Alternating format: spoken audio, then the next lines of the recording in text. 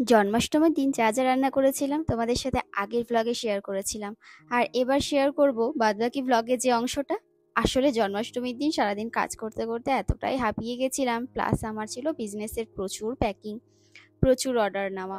কারণ এখন পুজোর সিজন বুঝতেই পারছো, তাইতেই ঘরে সমস্ত প্রোডাক্ট শেষ হয়ে গেছে, আবার কবে তুলতে যাব।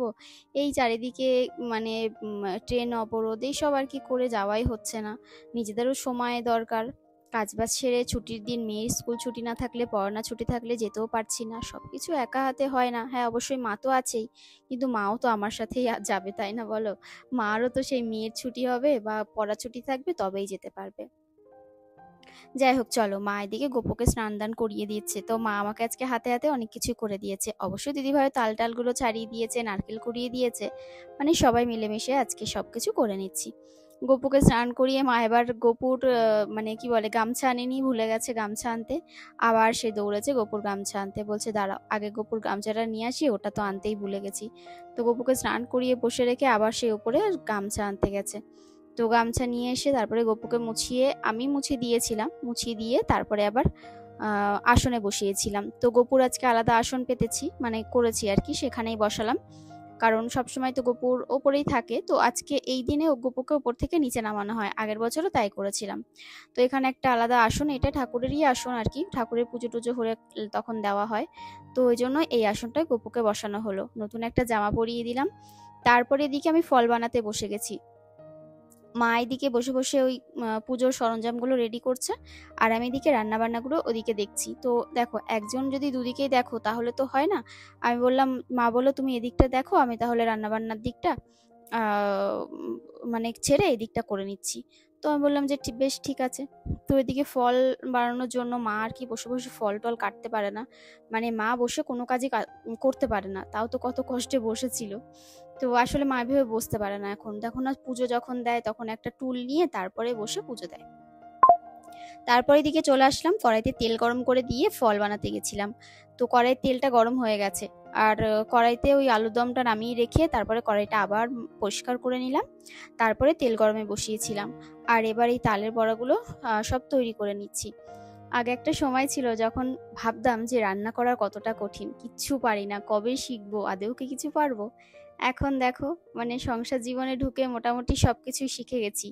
পিঠে পুলির থেকে বানানো থেকে শুরু করে বিরিয়ানি, মানে সমস্ত কিছু টুকটাক পারি, বা যেগুলো পারি না চেষ্টা করলে পারবো, এরকম একটা ব্যাপার। আর এদিকে মা সাজিয়ে গুছিয়ে নিচ্ছে, গপুকে সাজানো হয়ে গেছে, গপুকে সুন্দর একটা মালা পরিয়ে দিয়েছে। আর খুব ইচ্ছা ছিল একটা মুকুট আনবো, কিন্তু না, তাড়াহুড়োতে আর হয়নি। আর পরে যখন গেছি ওরা বললো যে শেষ হয়ে গেছে, আর পাওয়াও যায়নি, ওই জন্য আর আনা হলো না। মানে ফুলের যে অলংকারগুলো হয় না, সেগুলো আনার খুব ইচ্ছা ছিল। তো এদিকে বাড়িতে পরপর অনুষ্ঠান পড়ছে, ওই জন্য আর হয়ে উঠছে না। এদিকে জায়ের বাড়িতে সেদিন অনুষ্ঠান হলো, তারপরে আমাদের বিবাহবার্ষিকী হলো, তারপর এদিকে গোছানো গাছানোর তো ব্যাপার আছে, চারিদিকে সামলে আর হয়ে ওঠেনি।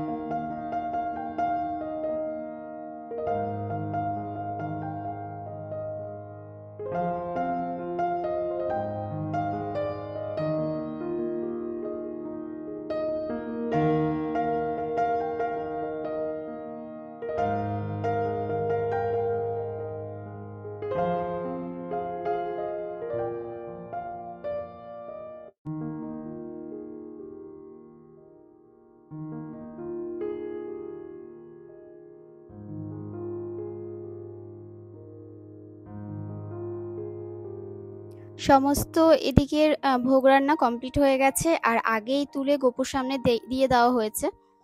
আর এদিকে যে খিচুড়ি হয়ে গেছে, বড় এক হাঁড়ি খিচুড়ি করা হয়েছে। এদিকে তালের বড়াগুলো তৈরি করা হয়ে গেছে, আর বেশ সুন্দর হয়েছে বলো দেখতে। মানে দেখতে বলতে কি, মানে ওই যে বাঁশের ঝুড়ি, মানে বেতের ঝুড়ির মধ্যে কলা পাতা পেতে রেখেছি, বেশ অন্যরকম লাগছে। আর এখানে 5 রকমের ভাজা, আর এখানে হয়ে গেছে পায়েস। ব্যাস সব কিছু রেডি হয়ে গেছে, যা যা আর কি রেডি করার ছিল। আর এদিকে আলুর দমটাও রেডি হয়ে গেছে, তো আলুর দমটা একদম মাখা মাখা হয়েছে। আর এবার এদিকে আমাদের ছোট্ট এই যে রাধারানী অলরেডি খাবার খাওয়া স্টার্ট করে দিয়েছে। আমি বলছি তোমার যা ভালো লাগে তুমি এখান থেকে খেতে থাকো। তো কিছুই খাবে না, একটা আলু নিয়েছে খাবে বলে। ওকে প্রথমে দিয়েছিলাম তালের বড়া, সে তো কিছুতেই খাবে না, একটুখানি খেয়ে ফেলে দিয়েছে। তো আমি বললাম যে দিও না, তাহলে বাচ্চা মানুষ, ওর পেট টেট খারাপ হবে, থাক তুমি তাহলে অন্য কিছু দাও। তো দেখলাম যে একটা আলু নিল ভাজার থেকে তুলে। আর এদিকে আমি এবার মানে তড়িঘড়ি করে সবাইকে খেতে দেবো বলে রেডি হচ্ছি, কারণ ওপরে যাব, আবার আমার এডিটের কাজ রয়েছে, আবার এদিকে উজ্জ্বল রয়েছে ওপরে, ওকেও খেতে দিতে হবে, পেস্তাও রয়েছে। তো সবাইকে এখানে খেতে দিয়ে দিচ্ছি। তো দেখো আজকে এখানে এই যে পাতায় খেতে দেওয়া হচ্ছে, মানে ওই যে যে প্লেটগুলো হয় সেই পাতার প্লেটগুলো কিনে নিয়ে এসেছিলাম, সেইগুলোর ওপরে কলা পাতা পেতে তারপরে খেতে দেওয়া হচ্ছে। পাতাগুলোকে ভালো করে ধুয়ে নিয়েছি, আর তার সবার প্রথমে বাচ্চাগুলোকে দিয়ে দিচ্ছি। তো এবারই যে দিদি আছে, দিদিটাকেও বললাম যে তুমি তাহলে দিদি বসে পড়ো। আর এদিকে আমার জায়ের মাকে বললাম যে মাসিমা তুমি তাহলে বসে পড়ো। বলছি কি না না, তোমরা কেউ খাওনি, আমি বসতে পারি। তখন আমি আবার বললাম যে কেন সবসময় মায়েরা কেন লাস্টে খাবে, ছেলে মেয়েদের খাইয়ে তারপরে এ খায়নি সে খায়নি, তুমি বসো তো, তুমি আগে খাও। তো আমার কথা শুনে তারপরে আবার মাসিমা বসলো, বসে খেয়ে নিল। কারণ খেতে তো হবেই, একটু আগে খাই আর পরে খাই, তাই না? খেয়ে না মানে হচ্ছে গিয়ে বলে না ওই যে খাওয়া দাওয়ার ঝামেলাটা মিটে গেল, এই আর কি ব্যাপার। তো এখানে যে মাসিমাকেও বললাম তুমি হাতটা ধুয়ে বসে পড়ো, তোমাকেও দিয়ে দিই। তো এখানে যে বসে পড়ছে। আর এখানে যে এই যে আন্টি, আর এই আর একটা কিউটের ডিব্বা, 2খানা আমাদের বাড়িতে। তো সেও আবার বসেছে মায়ের সাথে একটু একটু করে খাচ্ছে। খেয়ে মানে খাচ্ছে তো না, ওই আর কি নামমাত্র, বাচ্চারা আর কি খাবে। তো এই আর কি মায়ের কাছে বসে রয়েছে। তারপরে আমি এদিকে সবাইকে দেওয়া থাওয়া কমপ্লিট করে ওপরে আসলাম। ওপরে এসে আমার এই যে প্যাকিং এর কাজ ছিল, আজকে প্রচুর প্রেশার ছিল বিশ্বাস করো, সেগুলো সব আর কি মেটাতে মেটাতে আমার অনেকটা লেট হয়ে গেছিল। আজকে শাড়ি ছিল প্রচুর অর্ডার, তারপরে ছিল এদিকে নাইটির প্রচুর অর্ডার ছিল, সেগুলোকেই সব আজকে যে ডিসপ্যাচ করার জন্য রেডি করছি।